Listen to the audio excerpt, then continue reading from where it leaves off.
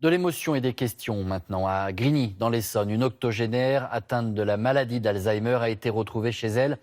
Elle était séquestrée par des dealers qui entreposaient de la drogue dans son appartement. Comment cette retraitée a-t-elle pu échapper ainsi aux services sociaux? Elle est aujourd'hui dans un établissement pour personnes âgées dépendantes. Fanny Stenler avec Joséphine Devambé et Olivier Gardette. C'est ici, au cœur de la cité de la Grande Borne, que la vieille femme était séquestrée. En sa présence, des dealers vont et viennent dans son logement qu'ils utilisent pour stocker leurs marchandises. Le calvaire de cette femme atteinte de la maladie d'Alzheimer dure 6 longs mois. Jusqu'à ce que des pompiers ne la découvrent par hasard en cherchant d'où provenait un dégât des eaux.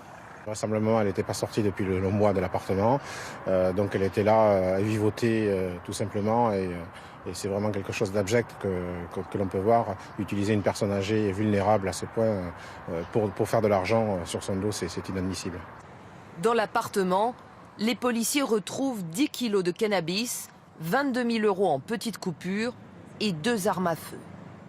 La vieille femme n'avait aucune conscience de ce qui se passait chez elle. En dépit de son état de santé, elle ne bénéficiait d'aucune prise en charge spécialisée. Nous n'avons eu aucune remontée d'informations, ni nous, ni par les commerçants, ni par la Poste, ni par le bailleur social, qui a un réseau également de gardiens, parce que c'était quelqu'un qui était à jour de ses loyers, avec aucune incidence sur technique dans le logement, et donc qui était à première vue en parfaite autonomie. Aujourd'hui, l'octogénaire a été placée dans une maison de retraite de la commune de Grigny, où les services sociaux la prennent en charge.